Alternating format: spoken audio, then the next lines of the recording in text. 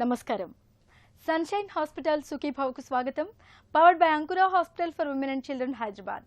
ఈరోజు సుఖీభవలో అబ్బాయిల్లో రొమ్ములు పెరుగుతున్నాయా, స్మార్ట్ ఫోన్లకు బానిసలైతే కళ్లకు ముప్పు, మందులతో సైనసైటిస్ తగ్గుతుందా, కాళ్లలో ప్రమాదకర రక్తపు గడ్డలు డీవీటీ, ఇంకా హెల్త్ టిప్.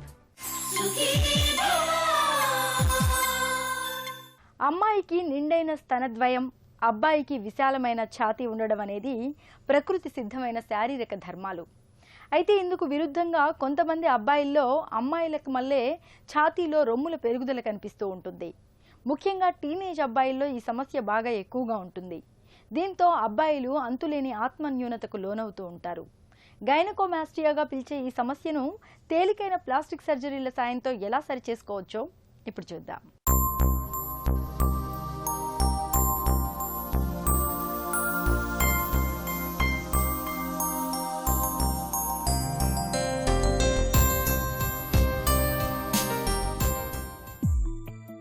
సినిమా హీరోల్లా విశాలమైన ఛాతీని, కండల్ని ప్రదర్శించాలని అబ్బాయిలు ఉవ్విళ్ళూరటం సహజమే. కానీ కొంతమందికి అది తీరని కలగానే మిగిలిపోతూ ఉంటుంది. 6 అడుగుల పొడవు, ఆజాను బాహువులు, వీటికి తోడు 6 పలకల దేహం అన్నీ ఉన్నా చొక్కా విప్పలేకపోతుంటారు. టీషర్టులు, బిగుతైన చొక్కాల్ని ధరించలేకపోతుంటారు. ఈ సమస్యలకు కారణం విశాలమైన ఛాతీ ఉండాల్సిన చోట అమ్మాయిల మాదిరిగా రొమ్ములు పెరిగి ఉండటమే. కొంతమంది అబ్బాయిల్లో కనిపించే ఈ రకమైన సమస్యను డాక్టర్లు గైనకోమాస్టియా అని పిలుస్తారు. అబ్బాయిల్లో అంతులేని ఆత్మన్యూనతను తెచ్చిపెట్టే రొమ్ముల పెరుగుదలకు కారణాలను వివరిస్తున్నారు డాక్టర్. మగవాళ్ళలో మనం అత్యంత ఎక్కువగా రొమ్ముకు సంబంధించిన ప్రాబ్లమ్స్లో గైనకోమాస్టియా అనేది ఎక్కువగా చూస్తూ ఉంటాం. ఈ గైనకోమాస్టియా అంటే ఏంటి? గైనకో అంటే ఆడవాళ్ళకు సంబంధించింది, మాస్టియా అంటే రొమ్ము. సో ఆడవాళ్లకు ఉన్నట్టు రొమ్ము ఎప్పుడైతే మగవాళ్ళలో వస్తుందో దాన్ని మనం గైనకోమాస్టియా అని అంటాం. ఈ గైనకోమాస్టియా రావడానికి ముఖ్యమైన కారణాలు ఏంటి? ఇప్పుడు ఫిజియోలాజికల్ గైనకోమాస్టియా అన్నది చూస్తాం. అంటే మగపిల్లలు ఎప్పుడైతే పుడతారో పుట్టిన తర్వాత 2 నుంచి 3 వారాల వరకు వాళ్ళకి ఫిజియోలాజికల్ గైనకోమాస్టియా ఉంటుంది. ఎందుకు? తల్లి నుంచి ఆ ఎస్ట్రోజన్ అన్నది ప్లాసెంటా గుండా వాళ్ళకి చేరుతుంది కాబట్టి. రెండోది 10 నుంచి 14 సంవత్సరాల పిల్లలకి, మగపిల్లలకి ఫిజియోలాజికల్ గైనకోమాస్టియా అన్నది చూస్తాం. అయితే ఇది సంవత్సరం నుంచి సంవత్సరంన్నర లోపల అది రిజాల్వ్ అయిపోతుంది, దానంతటదే రిజాల్వ్ అవుతుంది. దీనికి ఏం చేయాల్సిన పరిస్థితి రాదు. పథాలజికల్ గైనకోమాస్టియా అంటే కొన్ని పర్టికులర్ డిసార్డర్స్ ఉండడం వల్ల గైనకోమాస్టియా వస్తుంది. వీటిలో ఉదాహరణలు హైపర్ థైరాయిడిజం, హైపోగొనాడిజం, లేదా కొన్ని రకాల క్యాన్సర్లు, పిట్యూటరీలో, లివర్లో, లంగ్లో, కిడ్నీలో, అడ్రినల్స్లో క్యాన్సర్లు ఉంటే వాటి వల్ల కూడా గైనకోమాస్టియా వచ్చే ఛాన్సెస్ ఉంటాయి. ఇంకో ముఖ్యమైన రీజన్ మాల్ న్యూట్రిషన్ సరిగ్గా లేకపోవడం వల్ల కూడా గైనకోమాస్టియా వస్తుంది. దాని తర్వాత ఇల్లిసిట్ డ్రగ్స్. ఇప్పుడు జిమ్లలో పోయి వర్కౌట్ చేద్దామని చాలామంది అనబలిక్ స్టీరాయిడ్స్ తీసుకుంటున్నారు. అది కూడా ఒక ముఖ్యమైన కారణం గైనకోమాస్టియా రావడానికి. దాని తర్వాత ఇల్లిసిట్ డ్రగ్స్, గాంజాయి, హీరోయిన్, marijuana ఇటువంటివన్నీ వాడే వాళ్ళల్లో గైనకోమాస్టియా ఎక్కువ ఉంటుంది. ఇదే కాకుండా మనం తరచుగా రోజు వాడే మందుల వల్ల కూడా గైనకోమాస్టియా వస్తుంది. ఫర్ ఎగ్జాంపుల్ యాంటీబయాటిక్, మెట్రోనిజోల్, ఆర్ బీపీకి వేసుకునే మెడిసిన్, ఆమ్లోడిపిన్, వెరాపెమిల్, రెస్పిరిడోన్, లేదు కామన్గా వాడే యాంటీ అల్సర్ మందులు, ఒమిప్రజోల్, లేదు సెడేషన్కి వాడే డైజిపమ్, వీటన్నిటి వల్ల గైనకోమాస్టియా వచ్చే ఛాన్సెస్ ఉన్నాయి. అయితే ఇవి గైనకోమాస్టియా ఉన్న వాళ్ళు ఇవి తరచుగా వాడుతున్నట్టయితే వీటిని తగ్గించుకుంటే వీటి వాడకం గైనకోమాస్టియా రివర్స్ అయ్యే ఛాన్సెస్ ఉంటాయి. గైనకోమాస్టియా రావడానికి ఏదర్ ఒంట్లో టెస్టిస్ట్రోన్ లెవెల్ అన్నా తగ్గాలి, లేకపోతే నార్మల్ టెస్టిస్ట్రోన్ ఉంటే ఈస్ట్రోజన్ లెవెల్ అన్నా పెరగాలి. ఇప్పుడు టెస్టిస్ట్రోన్ తగ్గడానికి ముఖ్యమైన కారణాలు మాల్ న్యూట్రిషన్, విటమిన్ డెఫిషియన్సీస్, లేదు హైపోగొనాడిజం ఉంది.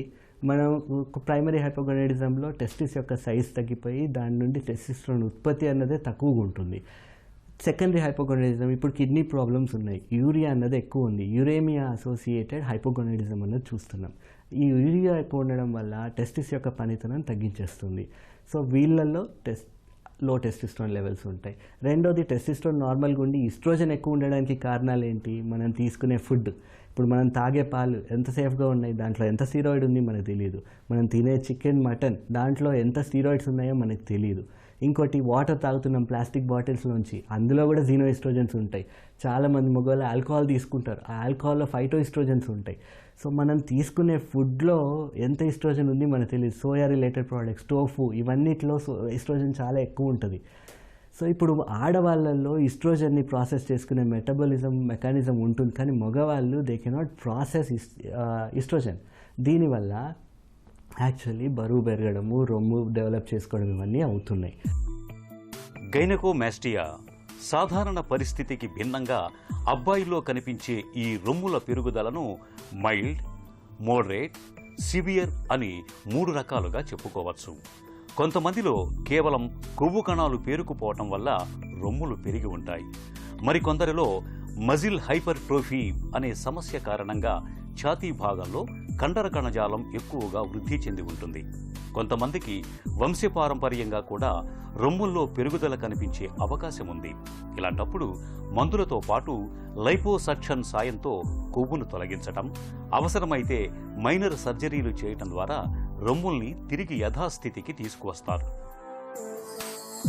చాలామంది అడిగేది దీన్ని ఇట్లే వదిలేస్తే ఏమన్నా కష్టమా నష్టమా అని. అయితే ఈ గైనకోమాసియా అన్నది it is actually a sign. అది మీకు బాడీలో ఎక్కడో ఏదో తేడా జరుగుతుంది అని మీకు చూపిస్తూ ఉంది. అది ఎందుకు అవుతుంది అన్నది మీరు ఐడెంటిఫై చేసుకోవాలి. అట్లే వదిలేస్తే చెప్పాను కదండి, 5 times ఎక్కువ క్యాన్సర్లోకి మారే ఛాన్సెస్ వీళ్ళల్లో ఉంటుంది. కాబట్టి దాన్ని వాచ్ఫుల్ అయి పెట్టినంత వరకు ప్రాబ్లం లేదు, రెగ్యులర్ చెకప్స్ ఉన్నంత వరకు ప్రాబ్లం లేదు. కానీ చాలామంది కాస్మెటిక్ రీజన్స్ వల్ల ఇప్పుడు వీళ్ళు బయటకు వెళ్ళలేరు కాబట్టి they want to get it done. So అట్లాంటప్పుడు చేంజ్ చేసుకోవడం బెటర్. అండ్ దీంట్లో ఏ గ్రేడ్లో ఏం ట్రీట్మెంట్ ఉంటుంది అంటే, గ్రేడ్ 1లో సాధారణంగా మనం సర్జరీ అడ్వైస్ చేయము. ఒక మంచి స్పోర్ట్స్ మెడిసిన్ కన్సల్టెంట్ని కలిసి ఫిట్నెస్ రెజిమెన్ అనేది వాళ్ళు ఇస్తారు, ఏం ఎక్సర్సైజులు చేయాలి చెప్తారు, అవి చేసి మంచి డైట్ హ్యాబిట్స్ ఉండి ఈస్ట్రోజన్ లెవెల్స్ని కంట్రోల్లో పెట్టుకుంటే ఇది రివర్స్ అయ్యే ఛాన్సెస్ ఎక్కువగా ఉంటాయి. ఇప్పుడు గ్రేడ్ 2, గ్రేడ్ 3 గైనకోమాసియాలో సర్కమ్ ఏరియోలార్ ఇన్సిషన్ ఇచ్చి, అంటే ఏరియోలాకి స్కిన్కి మధ్యలో ఒక ఇన్సిషన్ ఇచ్చి ఒక చిన్న 2 cm ఇన్సిషన్ ఉండే మొత్తం బ్రెస్ట్ టిష్యూని అంతా కూడా తీసేయడం జరుగుతుంది. ఇది తర్వాత ఆపరేషన్ అయినట్టు కూడా ఎవరికి తెలియదు. ఆపరేషన్ చేసిన తర్వాత ఒక చిన్న సక్షన్ డ్రైన్ లాంటిది అమర్చుకొని ప్రెషర్ డ్రెస్సింగ్ అన్నది 4 to 6 weeks ఇస్తాం. ఈ సక్షన్ డ్రైన్ అన్నది 3 నుంచి 4 రోజుల వరకు ఎప్పుడైతే డ్రైన్ రావడం ఆగిపోతుందో దాన్ని తీసేయడం జరుగుతుంది. అయితే ఇక్కడ మనం అబ్జర్వ్ చేయాల్సింది ఏంటి, ఇక్కడ బ్రెస్ట్ టిష్యూతో పాటు కొవ్వు కూడా ఉంటుంది. కొవ్వు అన్నది రూమ్ టెంపరేచర్లో లిక్విడ్ లాగా బిహేవ్ చేస్తుంది.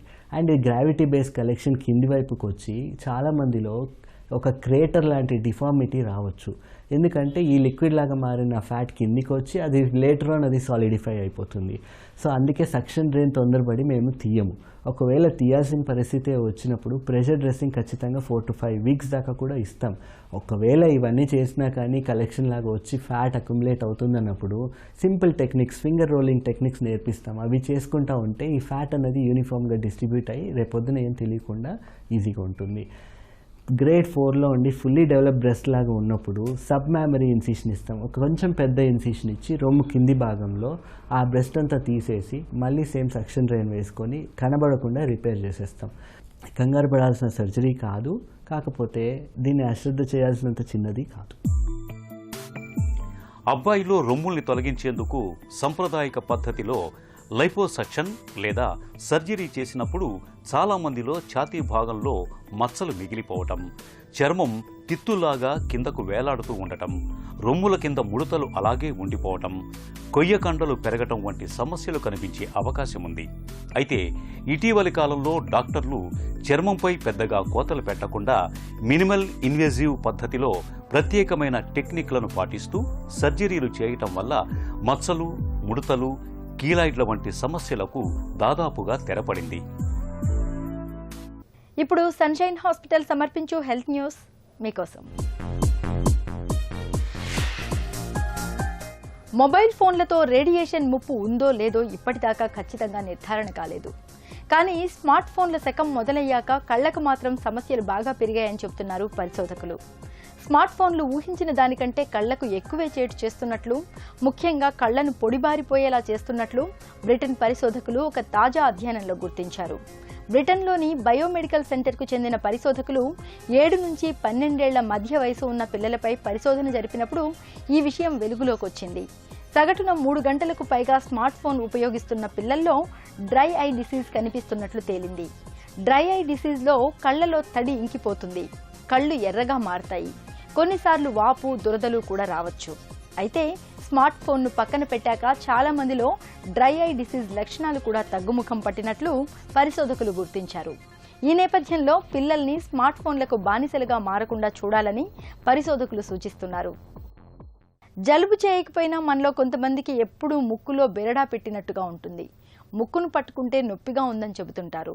ఇక తల కిందకు దించినప్పుడల్లా తలనొప్పితో పాటు కనుబొమ్మలు రెండు జివ్వుమని లాగేస్తూ ఉంటాయి. ముక్కు నుంచి గొంతులోకి కఫం అంతా జారుతున్నట్లుగా ఉంటుంది. ఈ రకమైన లక్షణాలు కనిపిస్తుంటే సైనసైటిస్గా అనుమానించాలి. రోజువారీ జీవితాన్ని దుర్భరంగా మార్చే సైనసైటిస్ గురించి ఇప్పుడు తెలుసుకుందాం. సైనసైటిస్ అంటే మనకు నార్మల్గా ఉన్న సైనస్ గ్రదులలో ఇన్ఫెక్షన్ రావటాన్ని సైనసైటిస్ అంటాం. ఇవి సైనసెస్ అనేటి ఎయిర్ రూమ్ లాంటివి అన్నమాట, గాలి గదులు.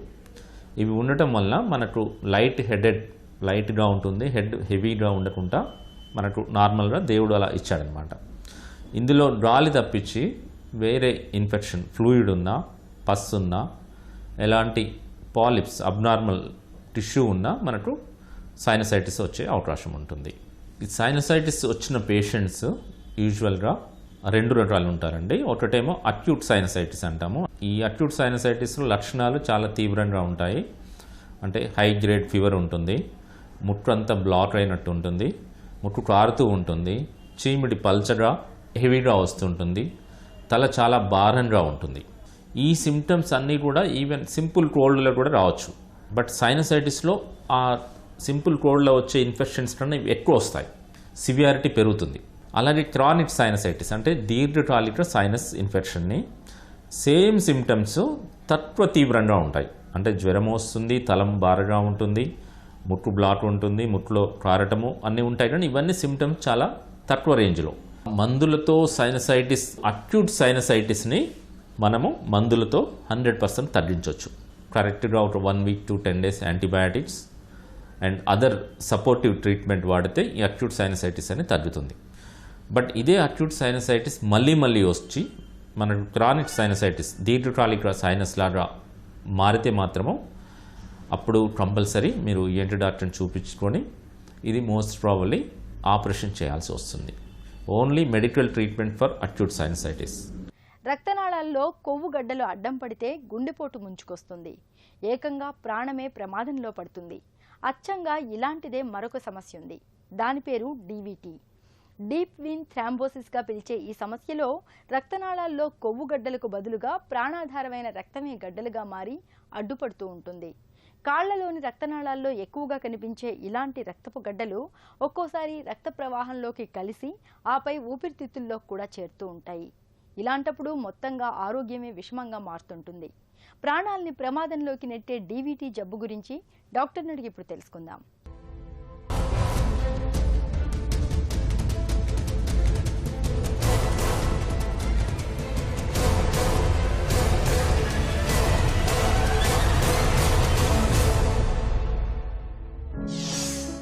డీవీటీ అంటే ఏంటి? డీవీటీ అనగా డీప్ వెయిన్ థ్రాంబోసిస్ అంటాము. ఇప్పుడు మన కాళ్ళల్లో రక్తనాళాలు, కాలు నుంచి గుండెకి తీసుకెళ్లే రక్తనాళాలు వెయిన్స్ అంటాం. అందులో ఒక సూపర్ఫిషియల్ వెయిన్స్, డీప్ వెయిన్స్ అంటాం. సూపర్ఫిషియల్ వెయిన్స్ అంటే మన చర్మం కింద ఉండే వెయిన్స్. అదే డీప్ వెయిన్స్ అంటే కండరాల లోపల ఉన్న రక్తనాళాలు. ఆ వెయిన్స్ సంబంధించిన గడ్డలుగా కానీ అదే అంటే క్లాట్స్ అవ్వటం కానీ దాన్ని డీప్ వెయిన్ థ్రాంబోసిస్ అంటాం మనం. రక్తనాళాల్లో రక్తపు గడ్డలు ఎందుకు వస్తాయి? డీవీటీ కాజెస్ వచ్చేపరికే చాలా కారణాలు ఉంటాయి. ఇందులో మనకి ఏంటంటే ఫస్ట్గా వచ్చేది స్టేసిస్ అంటే రక్తం సక్రమంగా హార్ట్కి చేరకపోవటం.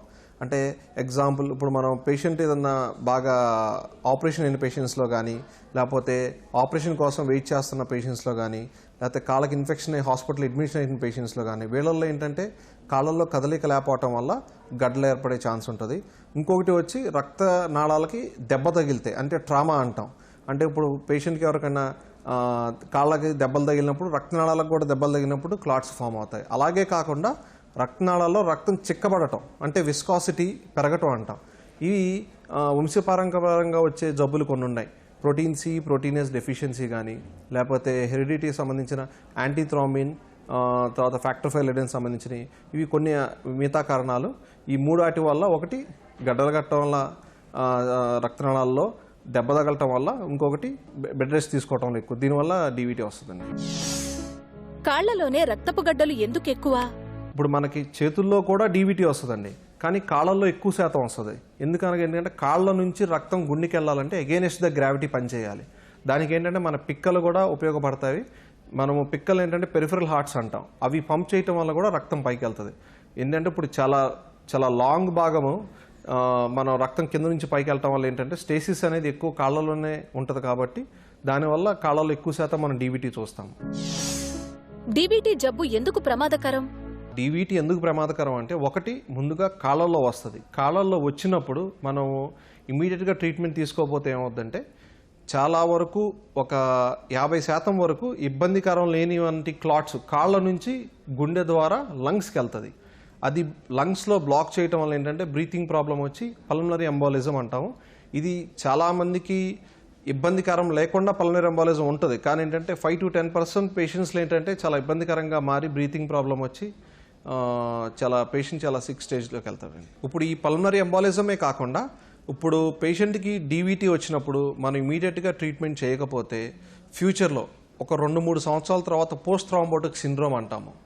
ఆ పోస్ట్ థ్రాంబోటిక్ సిండ్రోమ్ వచ్చే కారణం ఉంటుంది. దానివల్ల ఏమవుతుంటే కాళ్ళు వాపులు రావటం కానీ, కాళ్ళలో గాయాలు అవటం కానీ, నలుపులు అవటం కానీ, లేకపోతే చర్మం కింద రక్తనాళాలు ఉబ్బి వారికోజ్ వెయిన్స్ అవటం కానీ, ఇవన్నీ వస్తాయి. దీనివల్ల ఏంటంటే డీవీటీ ఇమీడియట్గా మనము పసిగట్టి ట్రీట్మెంట్ చేయించుకుంటే బాగుంటుంది. డీవీటీ జబ్బుని ఎలా నిర్ధారించుకుంటారు? పేషెంట్ మనకి కాళ్ళ వాపుతో వచ్చి మనం ఇమీడియట్గా మనం డీవీటీ అనుకుని డౌట్ ఉంటే మనము ఫస్ట్ అల్ట్రాసౌండ్ డాప్లర్ టెస్ట్ చేయించుకోవాలి. డాప్లర్ టెస్ట్ ద్వారా 99% ఆఫ్ పేషెంట్స్లో మనకి డీవీటీ తెలిసిపోతుంది. తర్వాత కొంతమంది వయసు పెరిగిన వాళ్ళల్లో డాప్లర్ టెస్ట్తో పాటు సిటీ వినోగ్రామ్ కూడా చేయించుకోవాలి. ఎందుకంటే ఎంతవరకు ఎక్స్టెన్షన్ ఉంది మనకి, అంటే రక్తం ఎంతవరకు గడ్డలు కట్టింది, కాళ్ళల్లోనేనా లేకపోతే అది పై వరకు వెళ్ళి పొట్ట భాగం వరకు గడ్డలు కట్టిందా లేదో చూసుకోవడానికి ఈ టెస్టులు చేయించుకోవాలి. ఈ 2 టెస్టులు ఇంపార్టెంట్. దీనివల్ల మనకి ఎంత ఎక్స్టెంట్, ఎంత శాతం డీవీటీ వచ్చిందో తెలుస్తుందని. ఇంకా బ్రీతింగ్ ప్రాబ్లం ఉన్న వాళ్ళల్లో లంగ్స్కి రక్తం గడ్డలు చేరినాయా లేదా కనుక్కోవడానికి సిటీ పల్మనరీ యాంజియోగ్రామ్ అని ఉంటుంది, అది కూడా చేయించుకోవాలి. అది చేయించుకుంటే మనకి ఏంటంటే ఎంత శాతం బ్లాక్ అయినా ఏంటో తెలుస్తుంది. దాన్ని బట్టి ఇమీడియట్గా ట్రీట్మెంట్ తీసుకోవడానికి మనకు ఆస్కారం ఉంటుంది. కాళ్లలో రక్తపు గడ్డలకు చికిత్స ఎలా ఉంటుంది?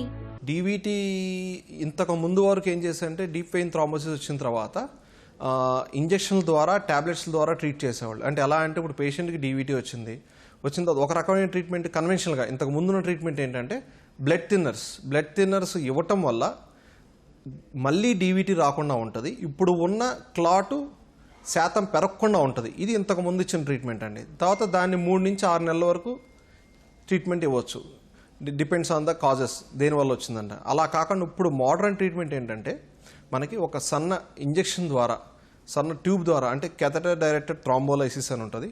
అది కరిగించడం వల్ల మనకి ఏంటంటే ఫ్యూచర్లో వచ్చే పోస్ట్ థ్రాంబోటిక్ సిండ్రోమ్ అని నాకు అందాక చెప్పా కదండి, ఫ్యూచర్లో వచ్చే కాలు వాపులు కానీ, నలుపులు కానీ, వారికోజ్ వెయిన్స్ కానీ అవి రాకుండా ఉండటానికి చాలా ఉపయోగకరంగా ఉంటుంది. ఇంకోటి ఏంటంటే పేషెంట్కి ఇమీడియట్ రిలీఫ్. ఇప్పుడు క్లాట్ కరిగియటం వల్ల ఏంటంటే పేషెంట్ ఇమీడియట్గా వాపులు తగ్గటము, తర్వాత వాళ్ళు కంఫర్టబుల్గా ఉంటారు, తర్వాత ఫ్యూచర్లో వచ్చే ప్రాబ్లం రాకుండా ఉంటాయండి. డీవీటీ జబ్బును నివారించుకునే అవకాశం ఉందా? డెఫినెట్గా డీవీటీని ప్రివెంట్ చేసుకునే అవకాశం ఉందండి. ఎందుకంటే ఇప్పుడు ఏ పేషెంట్ అయినా హాస్పిటల్లో అడ్మిట్ అయినప్పుడు ఏదైనా సిక్ కండిషన్లో, అంటే ఇన్ఫెక్షన్లకు కానీ, సర్జరీ కోసం కానీ, సర్జరీ తర్వాత కోసం కానీ మనం ఏంటంటే ప్రొఫైలాక్టిక్ యాంటీకోగులేషన్ ఇవ్వాలి. అనగా ఏంటంటే బ్లడ్ థిన్నర్స్ ఇవ్వాలి. పేషెంట్కి సరైన మోతాదులో బ్లడ్ థిన్నర్స్ ఇస్తే పేషెంట్ మొబిలైజ్ అయ్యేంత వరకు ఆ బ్లడ్ థిన్నర్స్ ఇవ్వడం వల్ల ఏంటంటే డీప్ వెయిన్ థ్రాంబోసిస్ మేము డెఫినెట్గా నివారిస్తాము. అది చేయటం వల్ల పేషెంట్ డీవీటీ రాకుండా ఉంటుంది. అలాగే కాకుండా ఇప్పుడు పేషెంట్స్కి ఈ బ్లడ్ థిన్నర్స్ ఇవ్వని వాళ్ళకి కాఫ్ పంప్స్ ఉంటాయి. సర్జరీ చేసిన వెంటనే కాఫ్ పంప్స్ కనెక్ట్ చేస్తాము. అదేంటంటే ఆటోమేటిక్గా మనం కాఫ్ని ప్రెస్ చేస్తూ ఉంటుంది. దానివల్ల ఏంటంటే వీనస్ సిస్టమ్ బాగా పనిచేస్తుంది. దానివల్ల డీవీటీ ప్రివెన్షన్ కూడా చేయొచ్చండి. ఈ డీవీటీని త్వరగా పసిగట్టి రాకుండా ఉంటే చాలా మంచిది. వచ్చిన తర్వాత త్వరగా పసిగట్టి దీన్ని ట్రీట్మెంట్ చేసుకుంటే ఫ్యూచర్లో వచ్చే ప్రాబ్లమ్స్ రాకుండా ఉంటాయి. తర్వాత ఇమీడియట్గా వచ్చే పల్మనరీ ఎంబాలిజం కూడా మనం ప్రివెంట్ చేయొచ్చండి. కాళ్లలో ఏర్పడే రక్తపు గడ్డల విషయంలో అప్రమత్తతే మనకు రక్షణ కవచం. సకాలంలో డీవీటీని గుర్తించి తగిన చికిత్సను తీసుకోగలిగితే చాలు రక్తపు గడ్డల్ని చాలా తేలిగ్గా కరిగించుకోవచ్చు. ఇక ఈరోజు కార్యక్రమాన్ని ముగించే ముందు సన్షైన్ హాస్పిటల్ సమర్పించే ఒక చిన్న చిట్కా మీకోసం. అధిక రక్తపోటును అదుపులో ఉంచుకునేందుకు నిత్యం బీట్రూట్ రసాన్ని తీసుకోవడాన్ని అలవాటు చేసుకోండి. బీట్రూట్లోని రసాయనాలు రక్తపోటును చక్కగా అదుపులో ఉంచుతాయి. సుఖీభవ కార్యక్రమానికి సంబంధించి మీ విలువైన సూచనలు, సలహాల్ని వెంటనే మాకు రాయండి. మా చిరునామా Sukhibhava, ETV, Ramoji film city, Hyderabad 501512 లేదా sukhibhava@etv.co.in కు ఈమెయిల్ చేయండి. మీ ఆరోగ్య సంజీవిని సుఖీభవ కార్యక్రమాన్ని ఇప్పుడు యూట్యూబ్ ఆన్లైన్లో www.youtube.com/ETV News లింక్ ద్వారా కూడా వీక్షించండి.